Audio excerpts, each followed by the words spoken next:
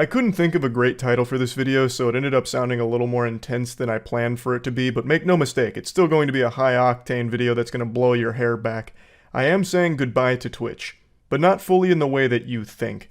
It's not like a funeral service for the Moist Critical Twitch channel. That would be the saddest way of going out ever, because the last broadcast on there is from last night, and it is some of the most despicably trash Warlock gameplay Dark and Darker has ever seen. Having that cursed footage be the last thing broadcast on my Twitch channel before retiring it would be more embarrassing than if my dick pics leaked. So, pop a squat by the fireplace and let me explain. My Twitch contract has been terminated amicably between myself and Twitch, and a huge thanks to Twitch for being so willing to do that, because I did still have a lot of time remaining on my Twitch contract, but I wanted to be able to have flexibility to stream elsewhere, and Twitch fully understood and gave me that firm pat on the ass and said, "You go get 'em, champ." So, I am no longer exclusive with Twitch.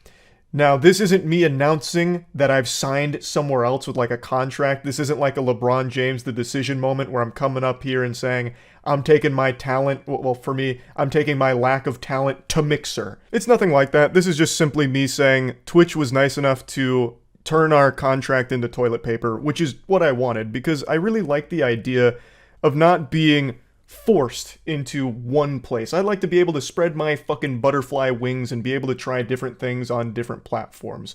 So it means a lot that Twitch was willing to, terminate that contract, because under that contract, I couldn't. But now the dog's off the leash. I could rip my shirt off, twirl it over my head like a helicopter blade, and start streaming on Facebook if I wanted to.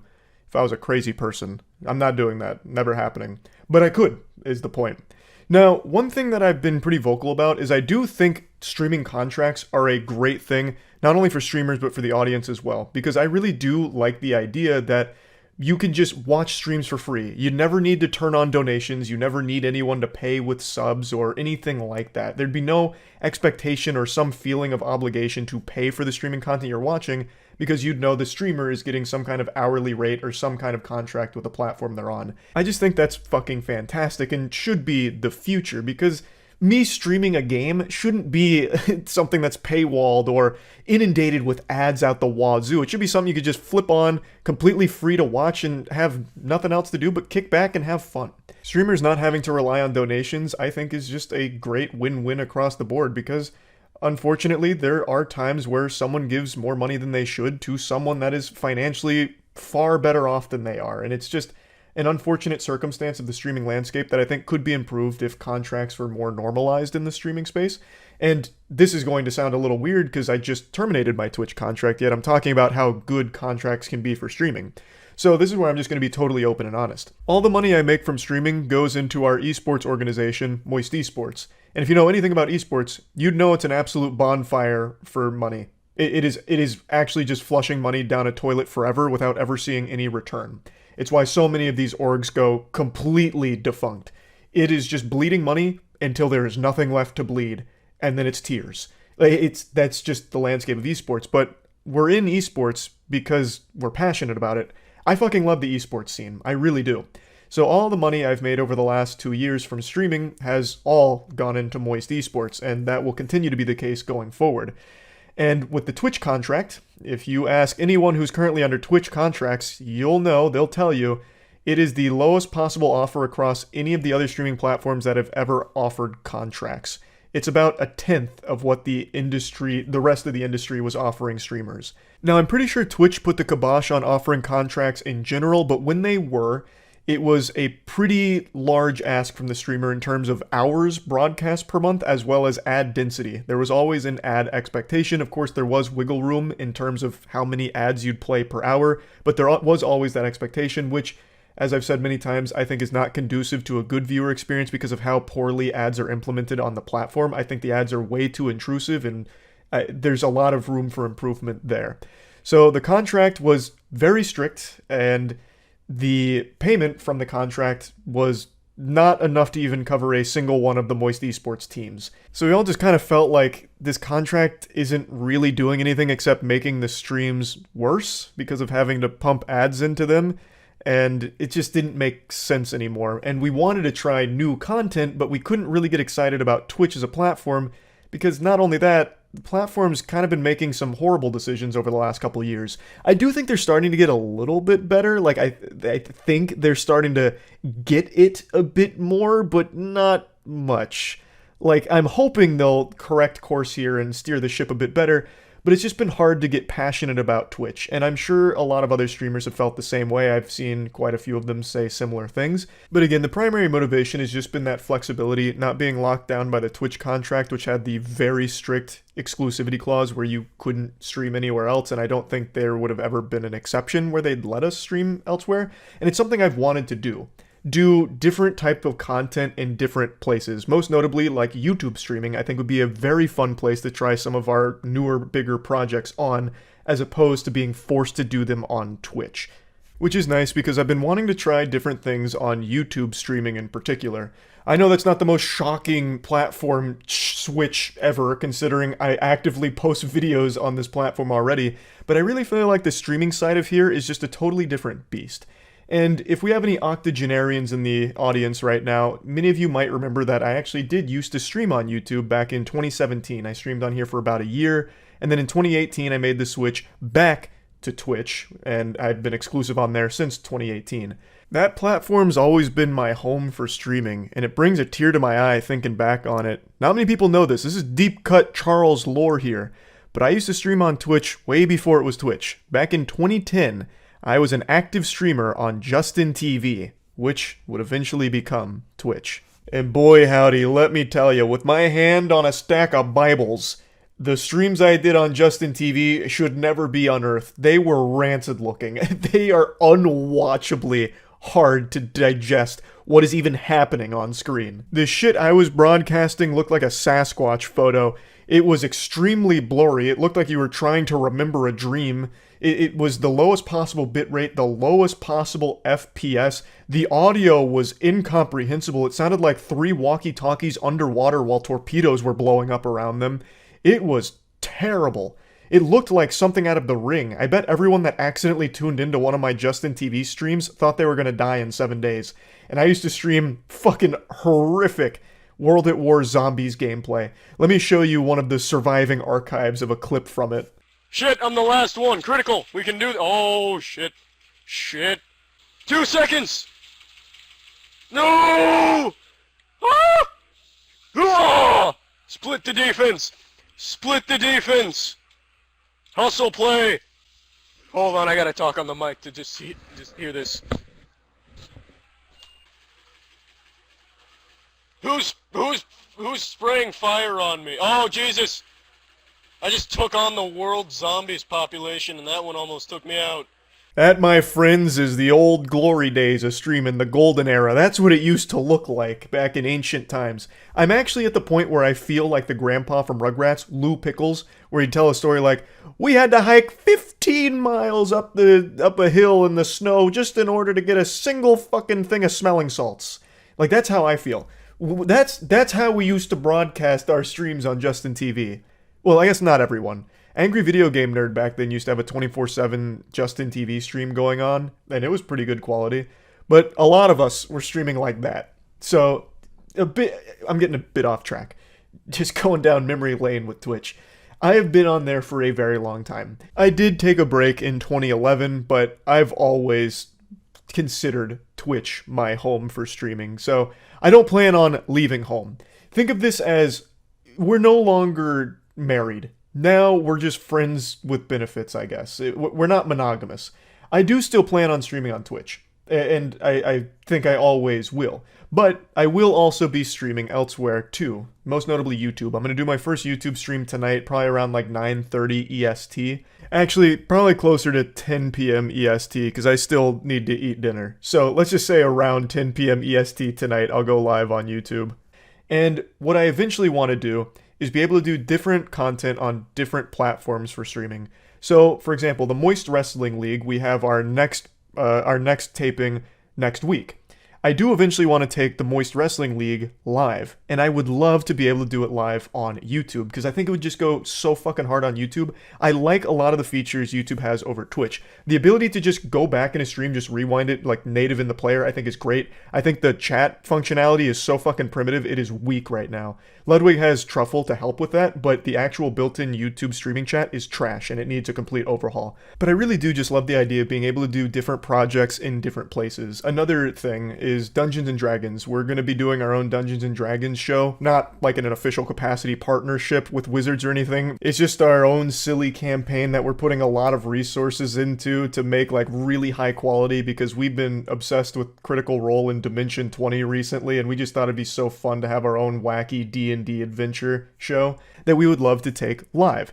And I think YouTube would be another great streaming platform for that content. But that's long term. Right now, there's not going to be a huge difference in content between YouTube streams and Twitch streams.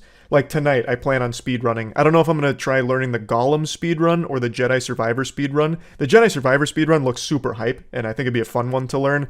But I also love the idea of speedrunning Gollum, the worst game of the year so far. So we'll see. But yeah, it's kind of like the overall big plan, big picture now, with no longer being exclusive to Twitch. I will, of course, still be streaming on Twitch. Like, I'll probably do more Dark and Darker on Twitch, tomorrow. Or maybe I'll do Dark and Darker tomorrow on YouTube as well. Like, that's the fun of it. I now have the flexibility to choose which platform I go live on, and eventually I would love to be able to have different content live in different places. So I just wanted to talk about this a little bit, and also say a big thank you to Twitch for even letting me do this, because like I said, I did still have a lot of time left on that contract, but we came to an amicable decision to just say, hey, it's all good. So that's super nice of them, and yeah, I'm looking forward to being able to do some wacky stuff. Just wanted to talk about all this. That's about it. So yeah. Who is the most influential streamer on Twitch right now? This is an argument that a lot of people like to engage in. It becomes this ferocious debate, and most people usually go to like the top sub channels or the channels with the most viewers.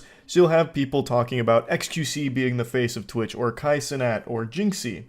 However, if you ask me, I think the most influential streamer on Twitch right now is Morgpie.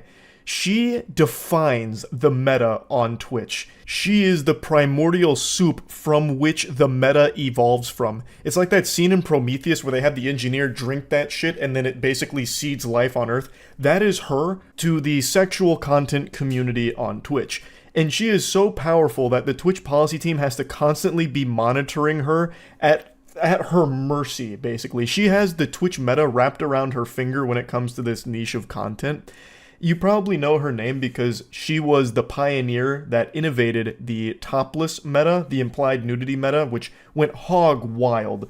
This was so big that the Twitch policy team actually had to come forward and make a statement and a guidelines update kind of addressing all of these things. She did receive a ban for it, but like Michael Jordan in his prime, you can't stop Morgpie, you can only hope to contain her. She's actually received 6 bans so far, 4 of which came within a month of each other. There's been 2 in December alone. And she's showing no signs of slowing down. It's like Galactus. She's on a rampage right now, looking for new ways to innovate in the sexual content on Twitch. Now, she also, shortly after being unbanned, engaged in a new emerging meta that also blew up called the censored black bar meta, where streamers would be assumed nude and have black bars over their genitals. And this was another meta for which she participated and helped elevate to new heights. And it got so big that Boogie actually went on stream just completely naked, just stripped down to his bare necessities here, his birthday suit. His explanation for this head-scratching display was that his body self-censors itself. Because his gut hangs down so low, you can't see his wiener or his scrotum or anything like that. His nutsack is fully hidden. So if the black bars on nude streamers are permissible on Twitch, then him being completely naked should be permissible because you can't see anything. He did receive a ban for it, and I believe other streamers that were engaging in this censor bar meta also received a ban for it. But Morgpie has been unbanned again, and she immediately hopped back on the saddle with another wacky idea here. She's like the Jimmy Neutron of sexual content on Twitch, just constantly having these brain blasts for new things to try. And I just have to show you this most recent one because it is just downright comical. Oh my god!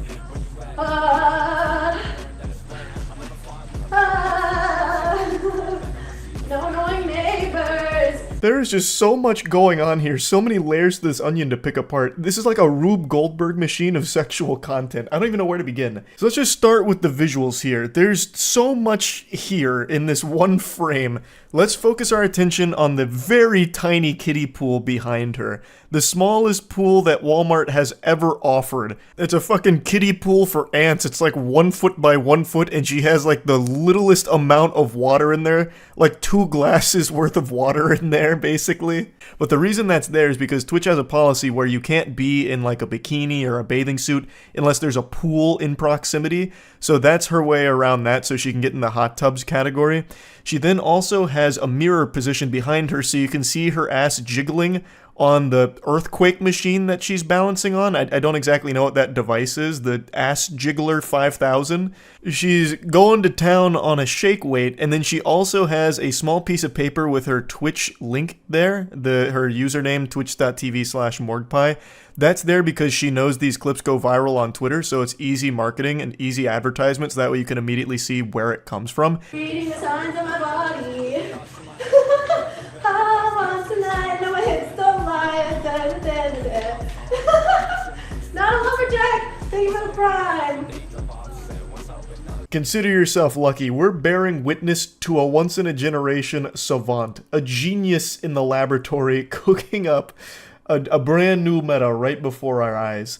So that's kind of the whole gist of it. Stand on top of the whole body vibrator, shaking the shake weight, and then thanking subs by, you know, getting the thangs thangin'. And that's the idea behind it. This is still brand new, so it hasn't caught fire yet.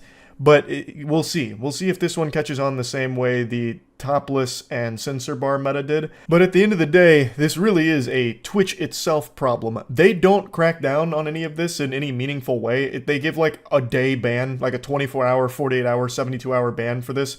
And that's not like a really severe punishment. She is one of the fastest growing channels on Twitch because of doing these things. So she's not going to stop. Why would she? It really is a classic case of don't hate the player, hate the game. And the game is, they're not even playing the game. Twitch is just so hands off on all this. They seem to roll back that artistic nudity policy almost immediately and then called it quits. Like, it doesn't seem like this kind of content they want there because they do keep issuing short bans.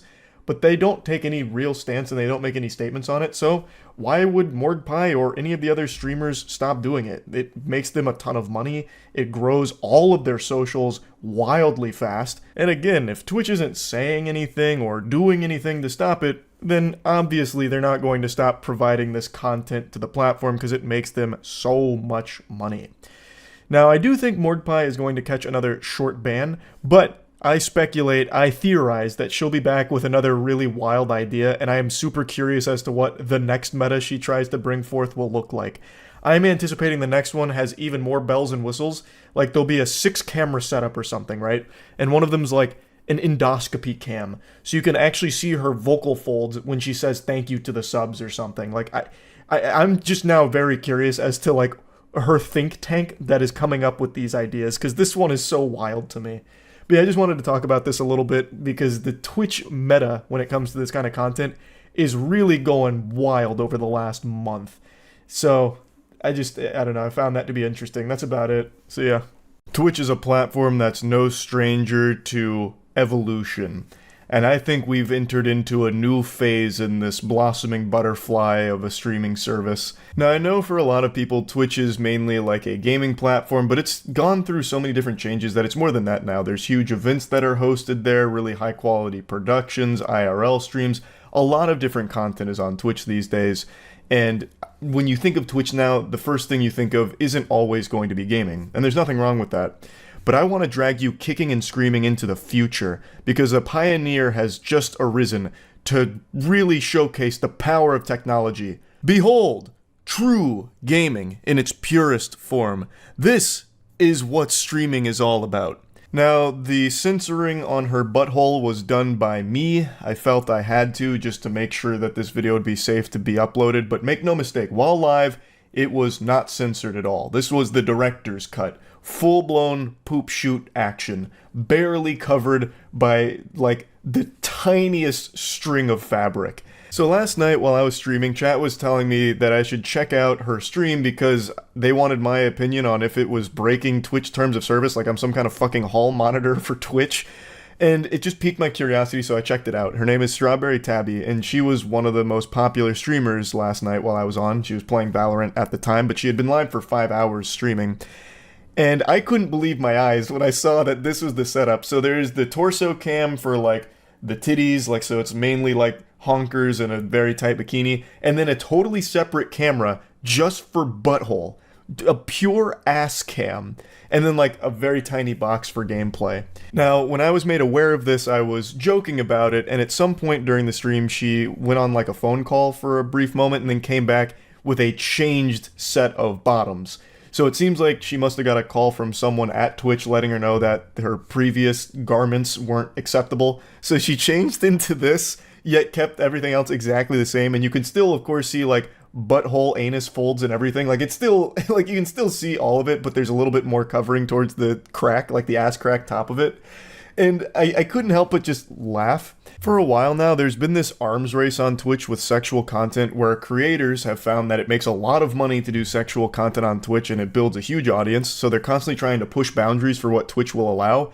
And Twitch just doesn't crack down hard on it themselves. Like, the most you'll ever see a creator get banned for these type of streams is like 3 days. There was a creator who fully goatsied herself bare ass on stream and she got a 3-day ban. There was another streamer who just fully had sex on stream and only got a 3-day ban. So there's no real risk associated with trying this, and you stand to gain a lot of money from it.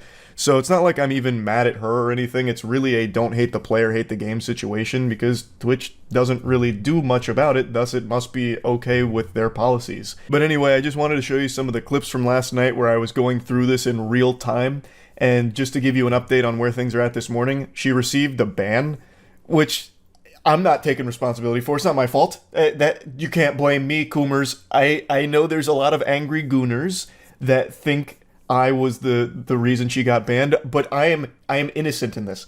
I, like all of you, was just watching the content, and that was it. I didn't report her or anything. Oh my god. Okay, there's one guy in the chat, and he keeps saying, have you seen, I won't say the streamer's name, stream. She's got her whole ass out, and I was like, there's no way. So I go to the stream, and she's playing Valorant in this really tiny box. She has 2 camera angles, one on her, like, torso in, like, a really tiny string bikini, and one on her backside that's focused on her asshole. It's like a colonoscopy cam, where she's wearing, like, a very, very tiny thong. And then the Valorant gameplay is, like, right up here on her back, very tiny. That is so aggressive. And I'm reading the chat, there's just one guy in all caps saying, fix the camera. Because I'm guessing what happened is it tilted a little bit up from her ass crack. Yeah, that's exactly what happened. She's fixing it. Obviously, I'm not going to fucking pull this up on stream. This seems a little much, even for Twitch. This is absolutely wild. Like, when she moves, you can literally see, like, her anus creases. Like, she has 6,600 viewers. She's a very popular streamer. I've definitely seen her name before. Oiled Up, too. Yeah, Oiled Up as well. It's not worth the risk. It is absolutely... One wrong move and her whole butthole flies out. It's just not worth the risk for me to pull it up. Okay, you know what, it's worth the risk. I'm gonna try. Because there's like this weird toy hammer that goes on her stream if you move your mouse over it. Okay, it's on Twitch. Surely it's okay, right? You would think? Here, we're gonna go like this. Okay, and then I'm gonna crop like that. And then... Let me see if I can get my censoring in position. This is so... I can't... There's no way. There's no way. There's no way I make that work. And she's moving right now. Like, her... There's no way. There's no way I make that work. But I mean, it's on... It's literally one of the biggest streams on Twitch right now, so it's gotta be okay with their rules. What does the hammer do, Charlie? I don't know, but that's why I thought I could maybe censor it with the hammer, but it just doesn't work. We're gooning together. Okay, you need help, brother. I'm in there for the Valorant gameplay. Yeah, you and me both. That's why we're all there. No, I mean, good for her. If Twitch is okay with it, fucking let the hustle ride. But every time she moves her ass closer to the camera, it legitimately feels like we're about to do a deep dive colon cam. It is incredibly close range. I can see hair follicles. It's like looking at her ass through a microscope. So it's a high quality asshole cam. It's 8K. She's definitely got a black magic cam just for her ass. Like if she gets goosebumps, you'll be able to see each individual one. She's filming her ass with an IMAX camera. Yeah, she's making it so it's compatible with the big screen. She's using the same technology they used to film Oppenheimer. Is she good at the game? I don't know. I wasn't looking at the gameplay. I have no clue. I haven't the foggiest. I can actually see her asshole, like her actual asshole. Like legit, no, like it's not even covered anymore. I can see each fold. And there's one guy, that guy in the chat, I think it's the same guy who was like, fix your cam. I just saw him celebrate. He said, come on, fudge.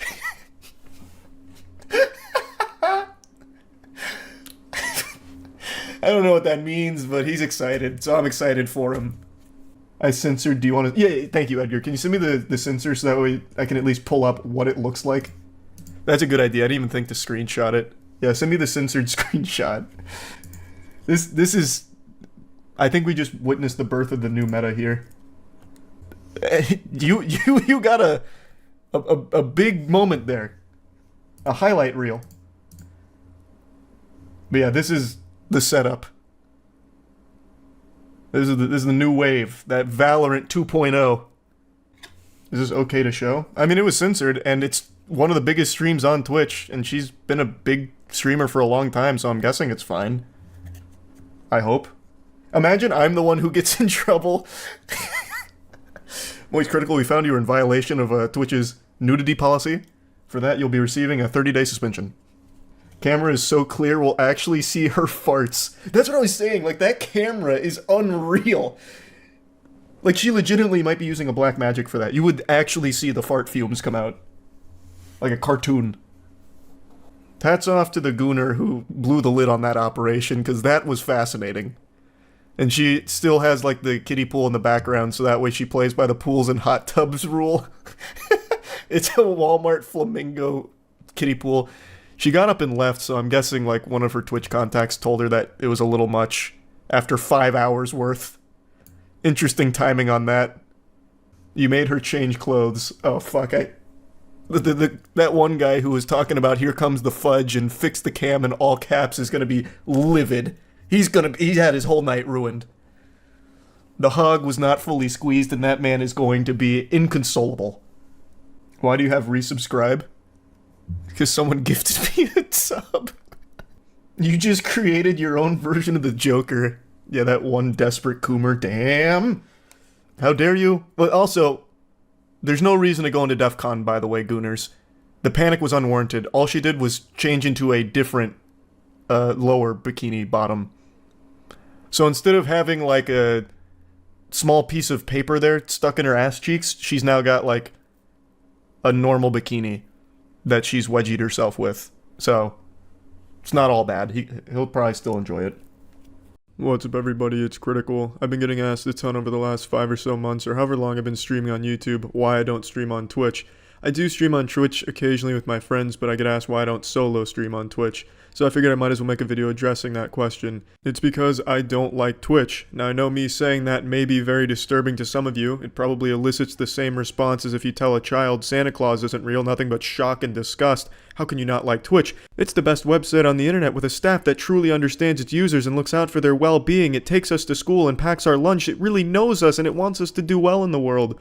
Well, let me explain why I don't like Twitch, and please don't misinterpret this as me standing up for YouTube streaming. I have never, and probably never will, stand up for YouTube because they just don't know who the fuck is using their platform or how to make this website any better. It's like that uncle that buys you shit you don't want for Christmas and you don't know what to do with it except wipe your fucking ass with it. But when it comes to streaming, I think YouTube is the more fair streaming service.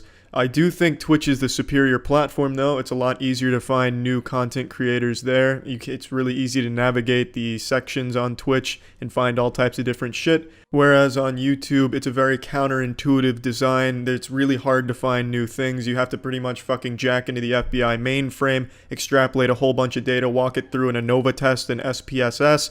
All types of stupid fucking hoops you have to jump through to find anything. It's very poorly designed. But YouTube fucks everyone equally. In terms of streaming, in terms of content creation, YouTube just fucks everyone uniformly. Everyone gets the same amount of fuck. They're like a tidal wave of fucking. Nobody is safe if they're in that tidal wave.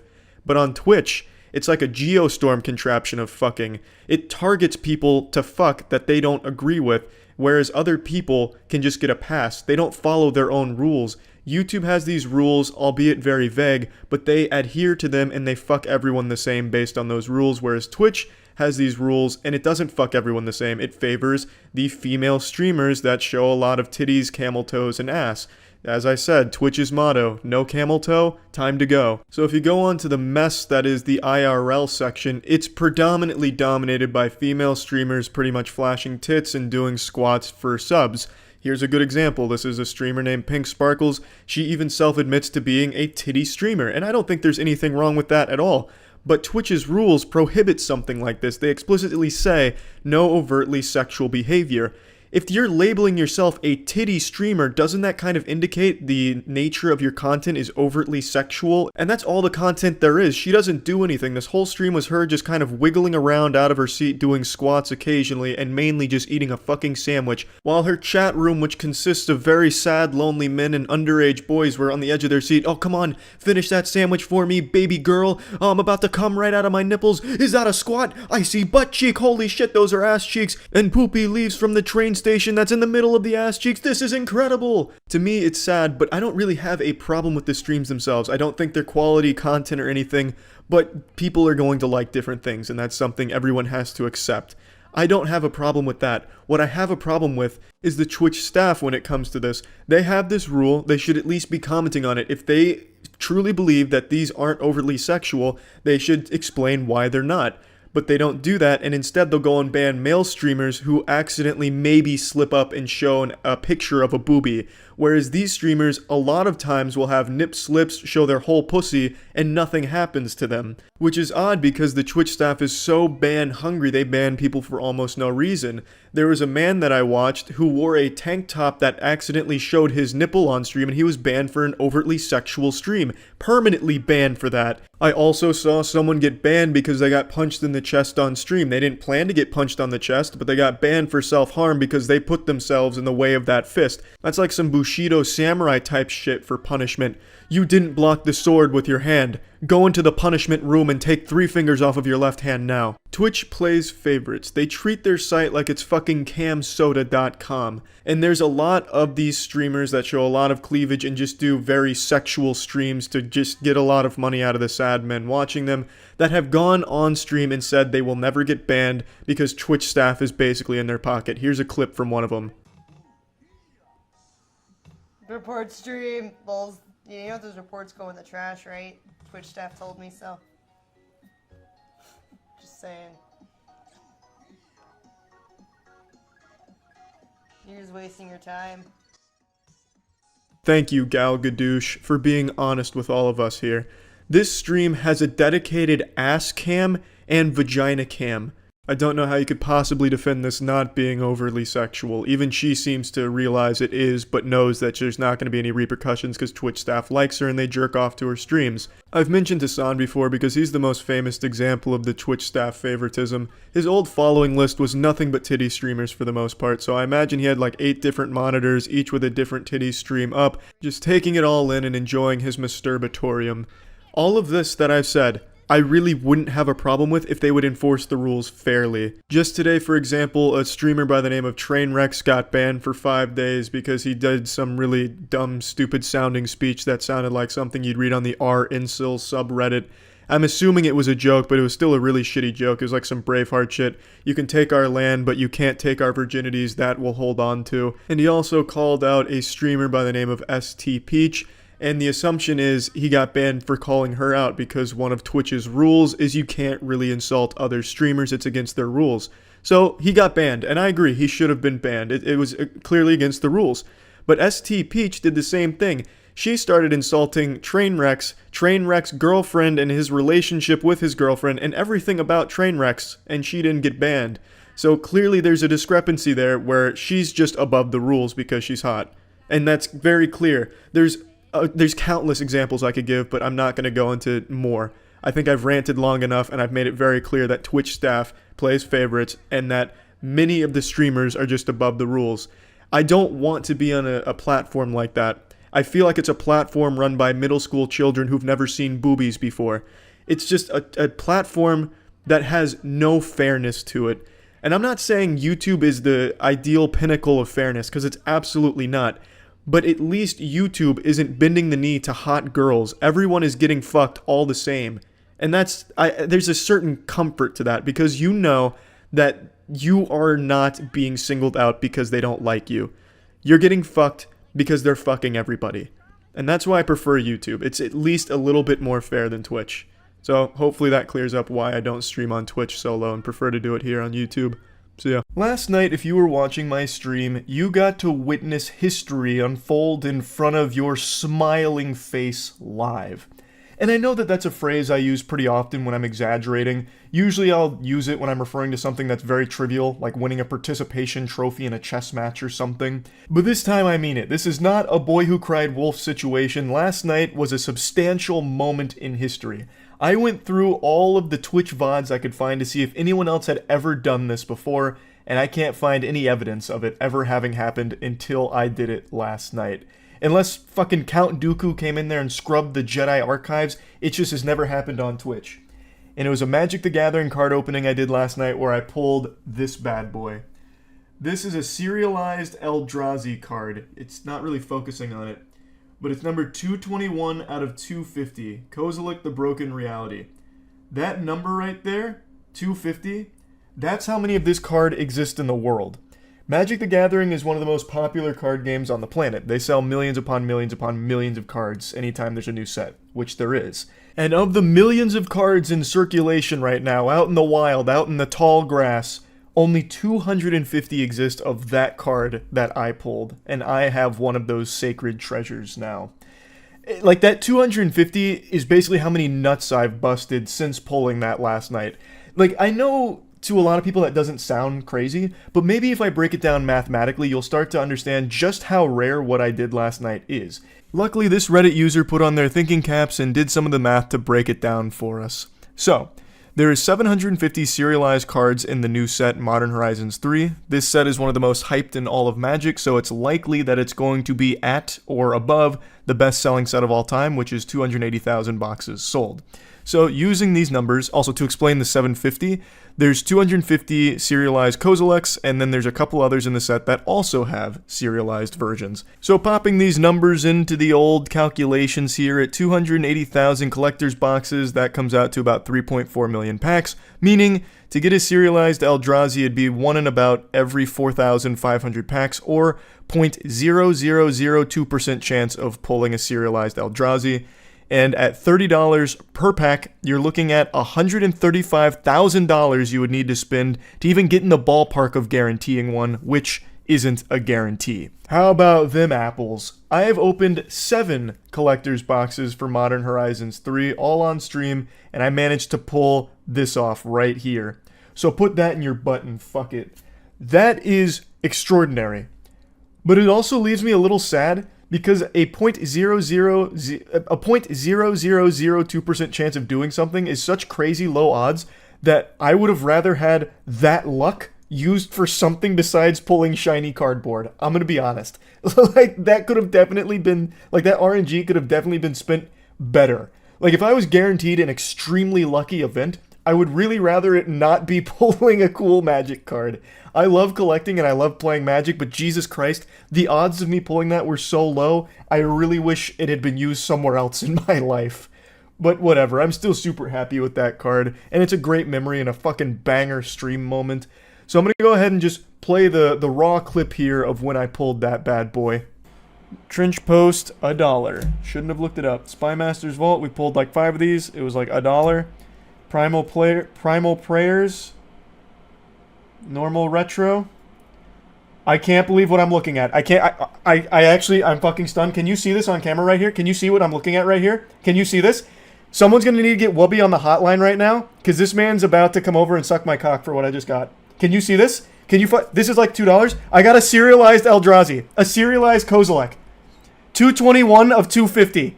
I actually fucking pulled a serialized Eldrazi. Wait a fucking minute. Wait a second. Someone get the president on the line. This is big. That's actually unreal. That's the first serialized card I've ever seen. A serialized Eldrazi is ballistic. Holy shit. Okay, so for those that don't know, serialized cards mean that there's only this many of this version printed. So I got 221 of 250. Means there's only 250 of these in the fucking world. Usually serialized cards go for thousands, depending on like what number they are. This is a serialized Eldrazi. This shit is fat. Holy shit.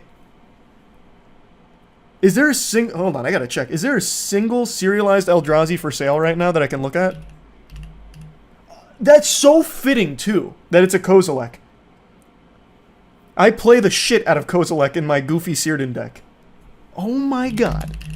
That's fucking crazy. That might actually be worth more than the fucking Demonic Tutor Alpha I pulled. That is an unbelievable hit. Hold on, let me see. There might be one. There's got to be one on eBay, right? There's got to be one. There's 220 others that pulled one of these. There's got to be somebody selling through eBay. I need to know what they're going for right now. Okay, right now there is a serialized Kozilek on eBay, number 125, going for 4K. And then there's someone selling number 176. This is the cheapest one, but this one's an auction. So this one's still bidding. It's at 727. Then there is number 141 being sold for 1,000, also an auction. Then there's another number 110 being sold for 1,500, also an auction. All these have bids, by the way. 41 bids for the 1,500. That's crazy. What a fucking pull. You're absolutely right. I totally forgot that I said I'd pull my cock out if I pulled a serialized Eldrazi. So I'm not doing that. Sorry to break it to you. I just thought it was impossible. I did not think there would ever come a day I'd pull a serialized card, let alone a serialized Eldrazi. So you can call me a liar. I'm not going to pull my flaccid meat out. Maybe if you give me some time to maybe semi-chub, I'll think about it. But flaccid, absolutely not. Hold on.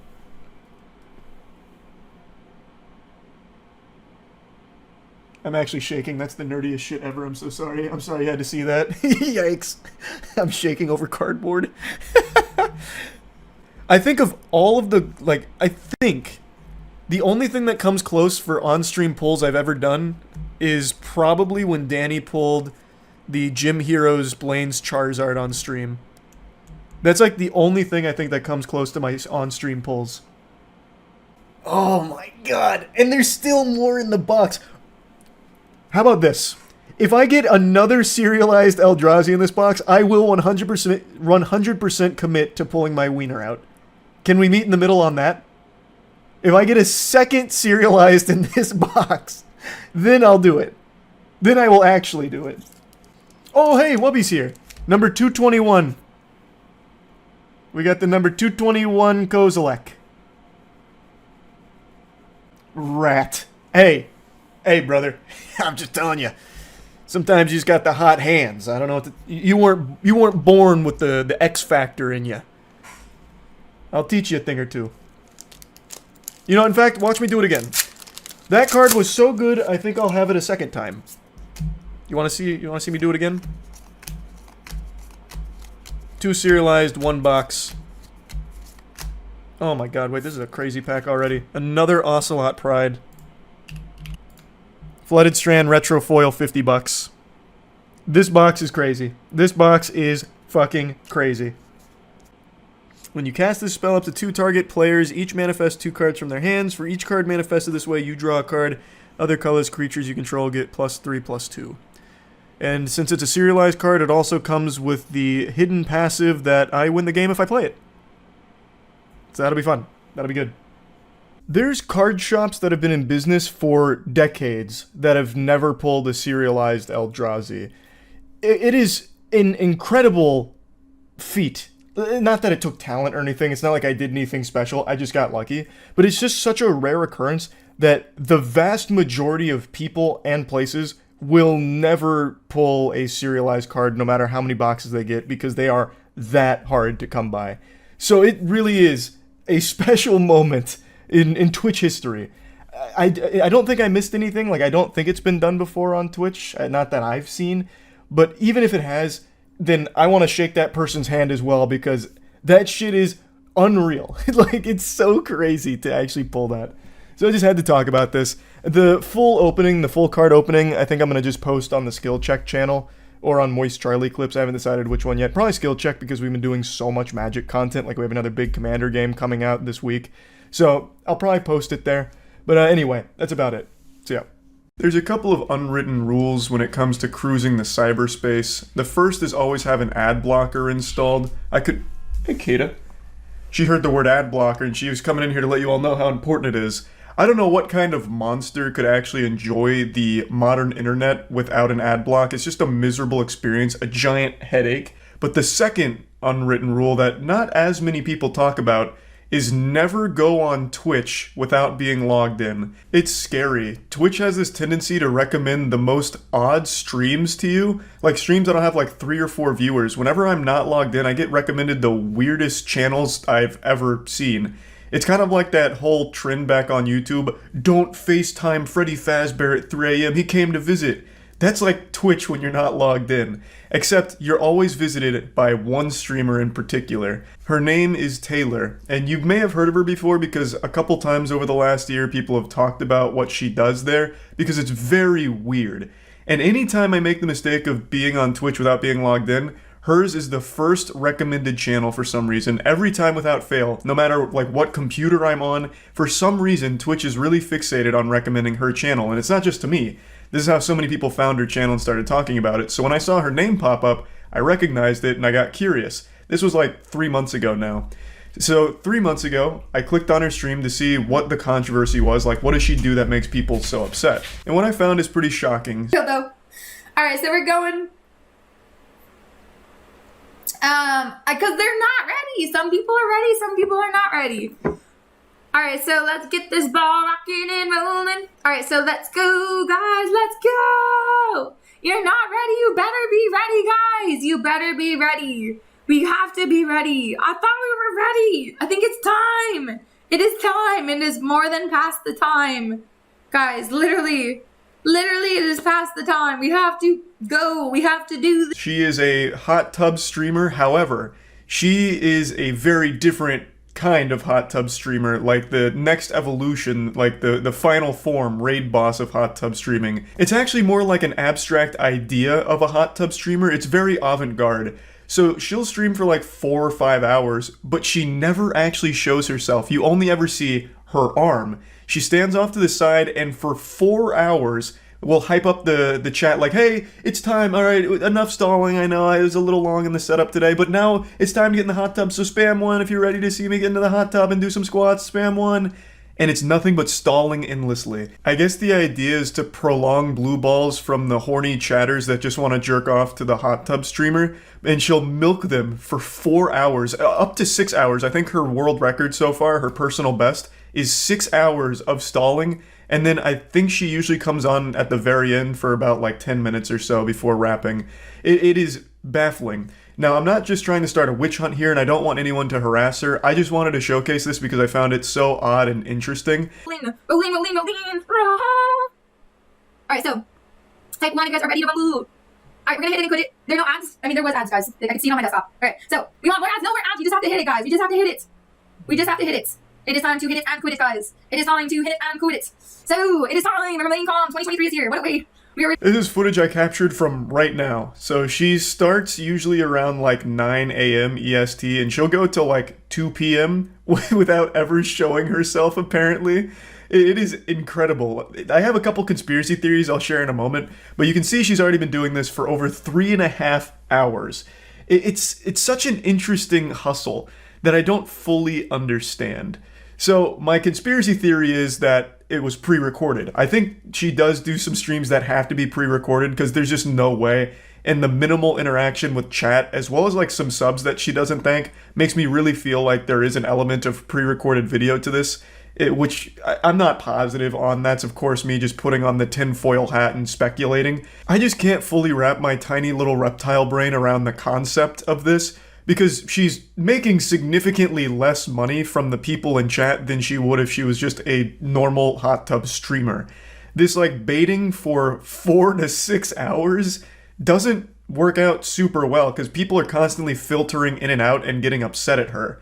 And there's not a whole lot of sub activity from it either. So it feels like it's just counterintuitive. It's almost like it's supposed to be a parody of hot tub streams, but it's lacking the self-awareness, and she, at the end of the day, is the one that's by far the most bored by standing there for 4 hours or so, saying the same things over and over again like an NPC with only a few dialogue choices. She's clearly always trying to fill as much time as possible, and that ends with her just repeating herself constantly. Now, she does have mods, which I was very curious about because are the mods in on it? Do they know? And what I was learning from watching this stream a bit today is that the mods do seem pretty self-aware with what's going on. So when she's like hyping everyone up like it's all getting, it's all coming, everyone spam 1 and I'm about to fucking go hard, we're gonna get hog wild in here, we're jumping in this fucking hot tub, and I'm gonna be fucking squirting water out of my butthole, it's gonna get wild. The mods will play into it, but then the mods will like ask her a question to derail it. And then she'll spend like 15 minutes on that derailed question, like, oh, okay, enough talking about my birthday or whatever. Back to getting into this because it's time to start. We're already late. Time to start. So it feels like the mods, as well as Taylor, know what the play is here. We got this, guys. All right, so we're gonna let it roar from the mountaintops. It is time to hit it and quit it. Type 1 in chat if you guys are ready to rumble. Type 1 in chat if you're ready to rumble. Type 1. She just left for quite some time right here, which isn't uncommon. This is a very normal occurrence. This isn't like some kind of crazy phenomenon, like an anomaly that happened in the stream. She'll sometimes just get like way too bored, I guess, of like repeating herself. So she'll go out with a bang like it's the WWE. Like, all right, it's fucking go time. It's WrestleMania, brother. Type 1 in the chat if you're ready for the fucking stream. And then you'll hear her close the door behind herself, and then it's just silence for like 10 minutes, and then she'll come back and be like, alright, sorry guys, I had to get some water. It reminds me of that old shit on 4chan with Mr. Bones' Wild Ride, where it just never ends. Or that scene in The Fairly Odd Parents when Timmy Turner and his dad were on their way to a ride, but they're taking this long escalator, and Timmy says, when do we get to the ride? And the dad says, this is the ride. That's like her whole stream. And I guess it must work to some degree. Like, she is popular. I mean, 5,000 viewer average is very, very good. But I don't know if those are like actual viewers or people that just come in here for the spectacle of it and then leave. Because that feels like what it is. It's just people constantly coming in and leaving. It's just a really odd situation. But yeah, they're still going. She's up to like 4 hours, 15 minutes right now. So I'm just going to keep doing this video until she ends the stream, because I have to know how long she goes this time. Maybe I'm about to bear witness to her longest stall yet. Alright, let it ring from the mountaintops. Yes, Nux, you know the drill. Let it ring from the mountaintops. Hear ye, hear ye, hear ye. Let's get it rocking and rolling. Let's get it rocking and rolling. Let's get it rocking and rolling. Let's get it rocking and rolling. Yeah, it's still going. Pretty much the same as the first 4 hours, but I feel like we're entering into that final act here. One other thing I'd like to mention is she doesn't save her VODs, because I imagine she doesn't want people to go to the VODs and realize that this isn't unusual. This is the whole stream of just like hyping people up to get started without ever getting started. Which I suppose is smart, because she doesn't want to let people in on what's like actually happening here. How many squats are about to go down? It's going down in the DM. Just joking, just joking. Alright, so everybody vote in chat, vote in chat, vote in chat. I'm only here for the chat, so. We're now over the 4.5 hour mark, so we're reaching some pretty big milestones here. Now, she demonstrated one other thing she does a lot during her streams, which is running polls and stuff, and she'll do 10 minutes on the poll in order to fill an easy 10 minutes. So this one is how many squats should she do, and it's a 10-minute poll, which allows her to easily fill up another 10 minutes here. Alright, we got this.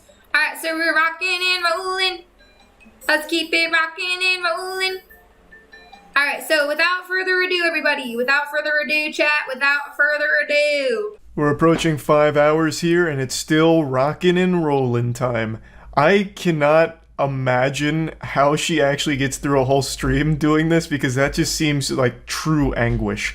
Repeating the same lines over and over and over and over and over again. It doesn't stop. It hasn't stopped. It hasn't let up at all.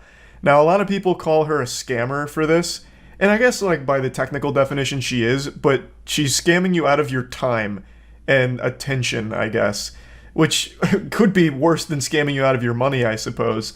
She doesn't make nearly as many subs as all of the other hot tub streamers do, at least not by the numbers that I can see.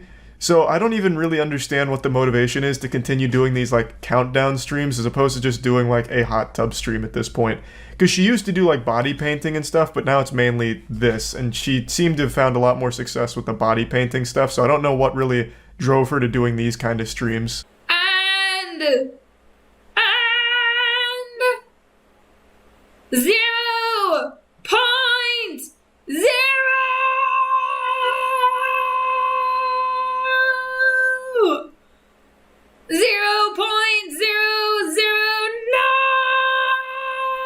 0.009. Guys, We've made it past the 5 hour mark now. She did a countdown, hitting 0 and then getting into the deep decimal places.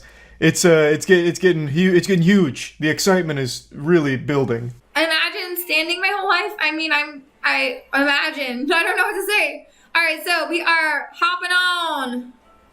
We're over 5.5 hours now. I've just been grinding Slayer and RuneScape with this in the background, and it is unlike anything I've ever experienced. It's painful, but she's making a push for the world record here.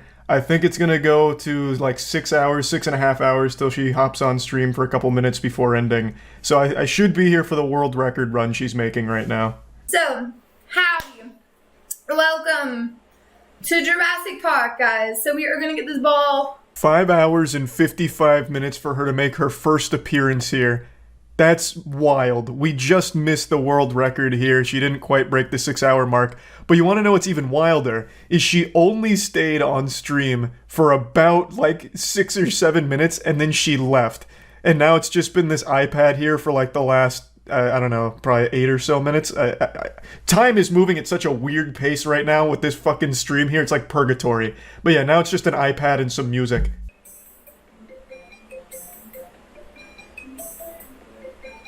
I don't feel like sticking around super long to find out if this is the end of the stream. I have a sneaking suspicion it is. It just ends on the iPad and this music and she never comes back. This is just how she wraps it up. Just hopped in there for sub 10 minutes and said, alright, that's enough. Goodbye. What a fucking wild, weird stream channel. This is what she does daily, pretty much. Anytime I'm not logged in, her channel's recommended, and it's always this. I've just never bothered sticking around for more than like 2 seconds just to see if it's different.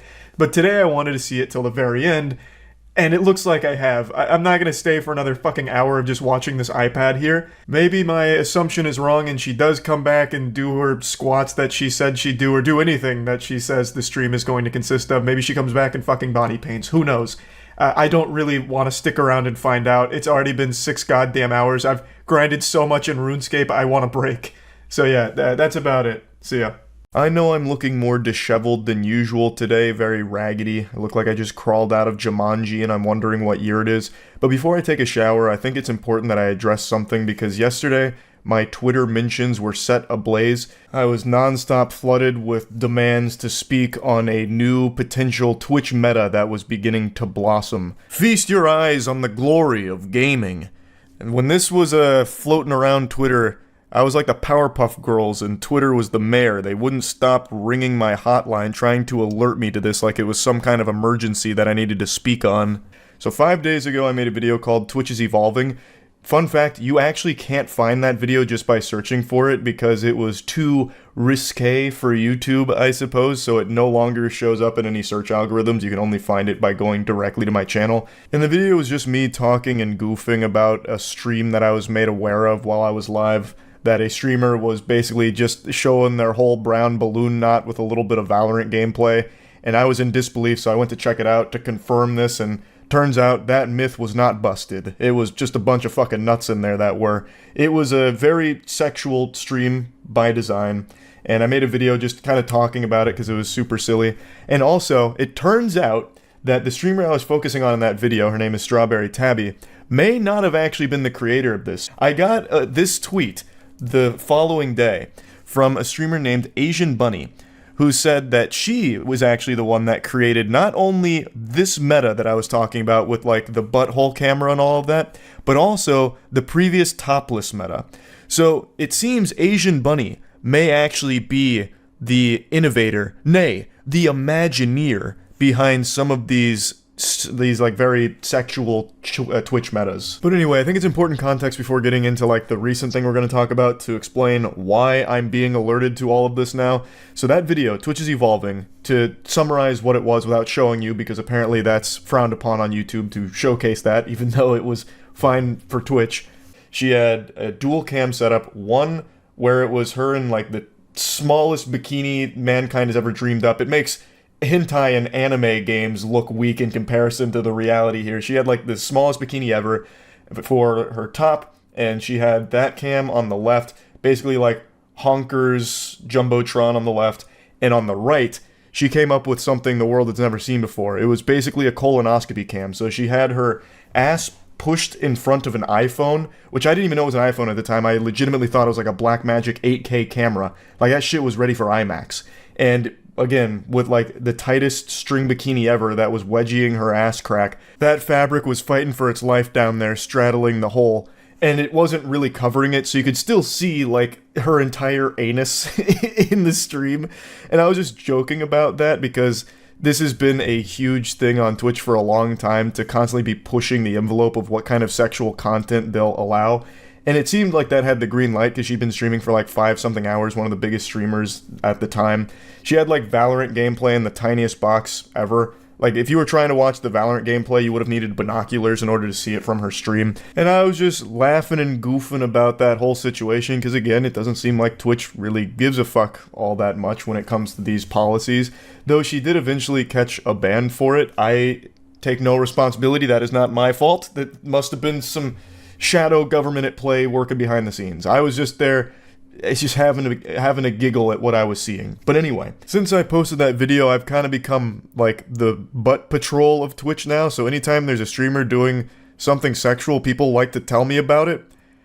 I don't know why. I'm not the ass police. I was just laughing at that one stream in particular. That's really about it. Though it seems that I have been pigeonholed into this role now, so I'll go ahead and talk about this because I'm still inundated with requests to do so.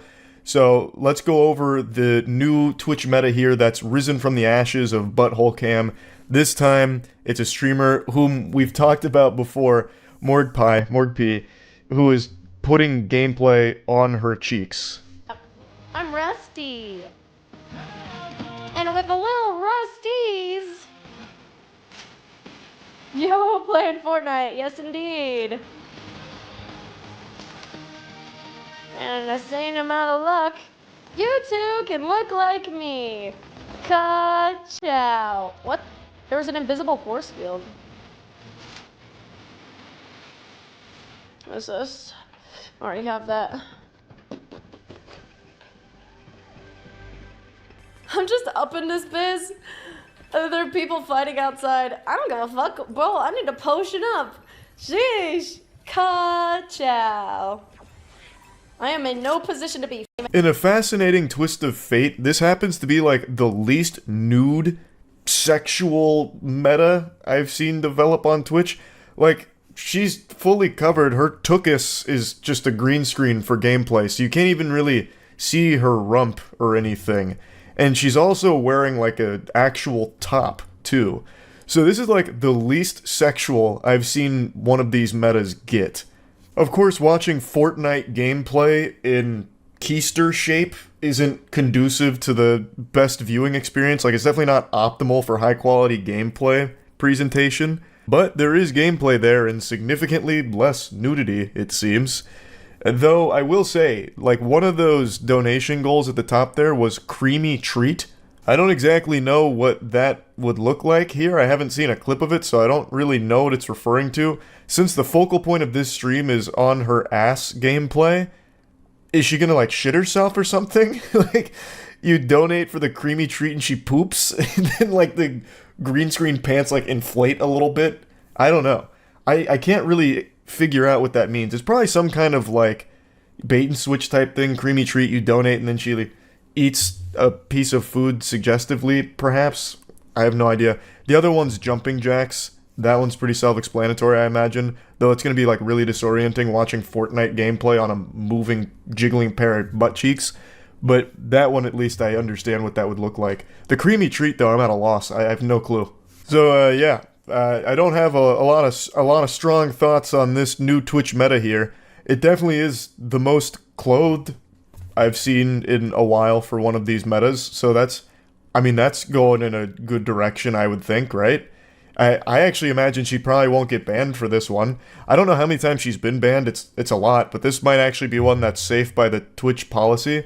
Though you have to wonder, how do the hog squeezers feel about it? Because this is more closed than they're used to for a sexual meta that's developed.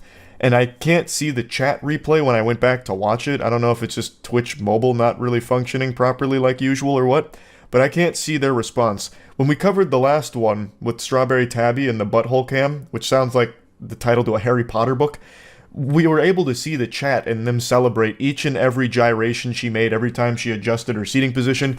There were people in the chat going crazy. Yeah! Whoa, come on, Fudge! Whoa! So it was like the Super Bowl of butt for them. This one, you don't really get any of that. You're getting Fortnite, where there was once ass. So maybe they're disappointed in it and it won't take off as like the next successful sexual Twitch meta or anything, but who really knows? I'm not an expert on this, contrary to popular belief. But yeah, anyway, that's really about it. So yeah.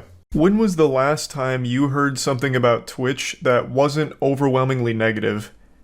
I can't even remember. It's been so long. Trying to remember a time where the Twitch higher-ups seemed in touch with the community is like trying to remember a dream.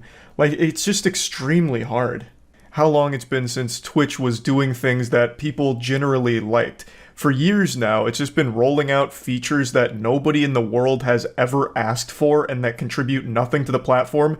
Anyone remember just a couple months back when they had their version of Super Chats, where they would take a paid message and then put it underneath the stream where nobody in the world could see it. So you were actually just throwing money into the void, just flushing it down your toilet, basically. God rest the soul of Elevated Chat. I'm sure all 3 people who ever used that feature are still distraught and mourning the loss of such an incredible monetization tool. Like, it is so misguided. Another feature that they've rolled out that I'm sure none of you even knew existed is something called Reacts, where you as a viewer while watching a stream can react to it, and all it does is you can send an emote at that very second you click React to let the streamer know what you thought of that moment, that second. So that way when the streamer goes to their dashboard, they can click on the Reacts and see like, oh, at minute 55 of my stream, I had 3 pogs. That must have been a really good moment. Like, it's fucking worthless features. It is nothing but horrible decisions from this company. They're making more bad choices than a college student who just took his first shot of Fireball. But unlike the college student, Twitch isn't drunk. They're just stupid. I'm getting heated. Of course, not everyone at Twitch is this silly. Like, not everyone's going wacko mode with these ideas. There are real people at Twitch that understand the platform, but they don't have the same power that the higher-ups do that are rolling out these awful decisions. Why am I talking about this? Well, it's because they've just revealed 2 new awful decisions over the last 24 hours. Now, one of them, admittedly, is not their fault. This comes with the layoffs. I will show you some clips from last night's stream where I really dive in deep on those. But the other one that not a lot of people have realized yet is they also made a statement on their sub-revenue split. You might remember, I also mentioned it recently in another video. Last year, towards the end of the year, Twitch announced that it would be getting rid of the 70-30 sub-revenue deal that they had with streamers. So now it would be 50-50 across the board, 70-30 would no longer exist, which means Twitch now offers the lowest amount of revenue to streamers in the entire industry. They're now at the bottom of the food chain when it comes to sub-splits across the board of every streaming platform, and by a wide margin. YouTube is 70-30. I mean, even Kick is like 90-10, I think, or even 95-5, I don't remember. But they offer the lowest split of subs, and it's not even close. And they really don't have any tools in place to try and make up for that, so instead they double down on ads, which is worse for everyone. Streamers don't like running ads. Viewers don't like watching ads. Thus, you're immediately killing the two people that make streaming work, streamers and viewers. You are rolling out things that neither side want. Their Galaxy Brain solution to the taking 20% away from the streamers is to force them to run more ads if they want to make up for that lost revenue. And streamers don't want to do that because that drives away their viewers. That's bad. I mean, sometimes the viewers will come back, but when you run an ad on Twitch, you lose viewers. It's just how it works because no one wants to sit through fucking 10 unskippable ads, so they'll go somewhere else. Maybe they come back, maybe they don't. And this is extremely detrimental because of pre-roll ads that play when you click on a stream for the first time. This is the nail in the coffin for a lot of smaller streamers where even if they're doing really cool content, a lot of people never find it because when they click on that stream and they get fucking 2 back-to-back 30-second ads, they just instantly leave and they'll never go back. So clearly it was a very controversial decision, one that a lot of people took issue with, and now Twitch is saying that we heard everything everyone was saying. It was a very loud conversation, and we laughed at all of you, and we're spitting in your face. We made the right decision, nerds. It's going to be 50-50 forever. So they're patting each other on the back, slapping their ass, saying, good game out there, team. They are taking their victory lap, letting us all know that 50-50 is here to stay forever, and then try and elaborate on why it's a good thing and how they're going to change their monetization model in order to make Twitch the #1 place to stream when it comes to revenue for streamers. And in the interview, they said, we talk a lot about how we're in this together, and part of that is innovation. We are committed to continuing to improve our monetization products and building new monetization products, and at the end of the day, we're committed to increasing the amount of money a streamer earns. Wow, such noble intentions with absolutely no way of delivering. One of the things Twitch is really going buck wild with is their ad incentive program, and here's what they had to say about that. Surprisingly, they did recognize that the intrusiveness of ads on Twitch is a big issue, one that they're trying to work on. So they said the acceptance and engagement on the ad incentive program far exceeded our expectations, so streamers are clearly seeing the value in running ads now. I like how they're saying that like a mark of pride. Streamers aren't happy about that, by the way. It's just that's their only option. In fact, if you go on Twitter and spend even just a couple of seconds typing in the Twitch ad incentive program, you'll see a lot of people outraged at it because a lot of the asks are huge for the ad incentive program, up to like fucking 7 minutes worth of ads. I've seen them. Like, for example, Caleb, Just Joel's streams often. He's shown me his ad incentive program. Rex Gunderson, he's shown me his. Like, the asks are not small, and the pay they're offering isn't huge for smaller streamers. Even in the rare instance where a couple of larger streamers posted their ad incentives where it was a lot of money for like fucking 6 or 7 minutes of ads per hour, they still, most of them chose not to do it because of how intrusive all of the ads were to the viewers. It just makes the experience of watching their stream awful. Having to be inundated with fucking 7 minutes of ads per hour is a lot when it comes to streaming. So a lot of them still just didn't choose to do it. The only reason there is any level of acceptance with the ad incentive program is because you have forced people to swallow this shit. Since there's now no longer a 70-30 deal or anything like that, the amount of sub revenue you can generate is significantly less. In fact, you'd probably make more money buying and reselling eggs right now than you would trying to rely on sub money on Twitch. Now going forward, Minton acknowledged the state of ads on the platform isn't perfect yet, and the company has taken steps to reduce their intrusiveness through static, in-player ads and disabling pre-roll ads if creators display at least 3 minutes of ads per hour.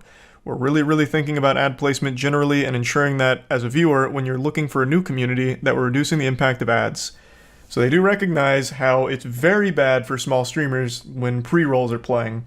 And right now their solution is, we'll just play more ads during your stream and we'll get rid of pre-rolls. Like, it's literally Ouroboros, just constantly fucking feeding on ads and eating its own tail. Everything is all about ads, and it's still intrusive. Like, it is still there. Like, pre-rolls will exist unless you are running ads throughout your stream. So I still also don't understand why skippable ads aren't on the platform when those are pretty commonplace. Like, I feel like skippable ads would at least help alleviate some of the headache there and make the ad breaks a little more palatable. But still, another thing that they mention is like all of their innovative tools they're working on to help creators monetize their content. They don't really shine a bright light on what all of those new innovations are looking like, though I do imagine one of them they're talking about, because they do briefly mention like sponsorship opportunities through streaming on Twitch, and I think what they're talking about there is like something similar to the bounty board. Bounty board is something that's existed on Twitch for quite a few years now. Basically, companies will pay Twitch to have streamers of X amount of viewers stream their product for however many hours, and Twitch will give a portion of that money that the brand is paid to the streamer.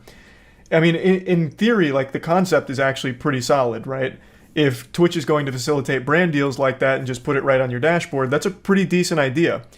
But most people have woken up to the fact that the deal is shit. Twitch is taking the lion's share of that brand deal, and the streamer is getting very, very little comparatively to what they would get if they just chased down the same deal themselves or with like an agency or something. Like, if you're going to do a stream deal through Twitch, you're better off just clicking on the bounty board to see who's looking for streamers and then reach out to the company yourself, or have your manager or whatever agency you're with reach out to them for you and let them know you're interested, because you'll get a much better rate that way. Because Twitch has taken almost all of it. Like, I don't know many people that still use the bounty board, because most people have realized this now. It is paying significantly less than had you just gotten the deal through any other means. So it's a decent idea in theory if Twitch wasn't taking so much of the brand deal. So I've been ranting about this for a while, but you can see there's a lot of problems that plague Twitch when it comes to streaming on there and trying to make a living off of it, which is why so many streamers are choosing to stream elsewhere. YouTube or Kick really are the two main competitors at the moment that people are switching to or starting with. And it's because you have a much better chance of making a living on those two platforms at the moment. Discoverability on Twitch used to be one of its strongest benefits, but currently, Twitch doesn't really have an edge in that category anymore either, mainly because of what I mentioned earlier, pre-rolls. If you're towards the bottom and someone's willing to take a chance on your content, they click on it and they get a pre-roll, they left. They're most likely not going to stick around for that. Whereas if you started on YouTube or Kick, you just fire up your stream and your content's immediately accessible to anyone who might find it. So yeah, like, you just stand a better chance of getting found elsewhere outside of Twitch at the moment, I would argue at least. So there's a lot of problems plaguing Twitch right now. They've made it very clear that they're not exactly turning the profit they'd like to be turning, and the decisions they're making to try and be more profitable are only hurting their platform even further. So let's talk about the layoffs now. Twitch laid off 400 employees yesterday, and what's crazy is the employees don't even know who got laid off yet. So the employees are still fucking trembling in fear, wondering if they even have a job anymore. But this isn't a Twitch exclusive problem. I'm sure all of you know, all of the big tech businesses, the tech industry as a whole, experienced a lot of bloat over the last few years because of COVID. They hired a lot of people. Now they're firing a lot of those people because they don't need that many employees and they're not utilizing that many employees. Thus, they're making a lot of cuts. Amazon laid off like 9,000 people yesterday. So, of course, the 400 laid off at Twitch were a part of that. Yeah, we can talk about the Twitch stuff now. I see a lot of people coming after Twitch for the layoff. They laid off 400 staff members. I think it's very interesting that Dan Clancy, the new CEO of Twitch, is the one to make this announcement, as opposed to like a parting gift from Emmett Shear, the previous CEO. That was kind of surprising, because this is not really how you want to start your reign as the Twitch CEO, with 400 jobs taken away. But it's also not their fault. Amazon laid off 9K.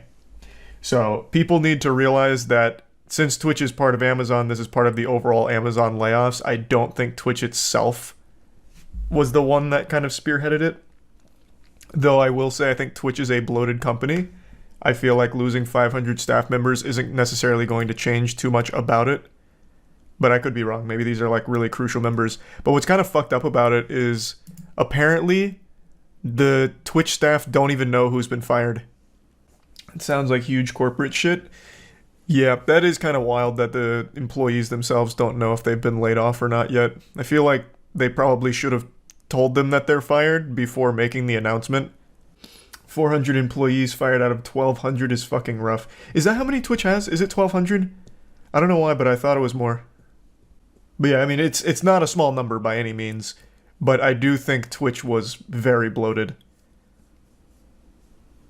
I don't think you needed that many employees to begin with.